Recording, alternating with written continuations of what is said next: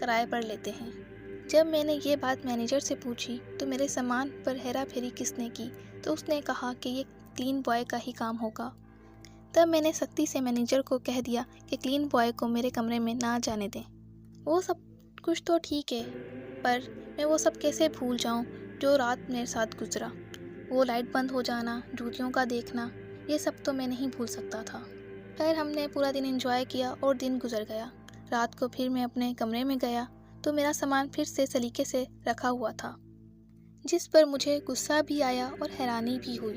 میرے منع کرنے کے باوجود کلین بوائے میرے کمرے میں کیوں آیا؟ چنانچہ رات ہو چکی تھی تو سوچا صبح پوچھ لوں گا۔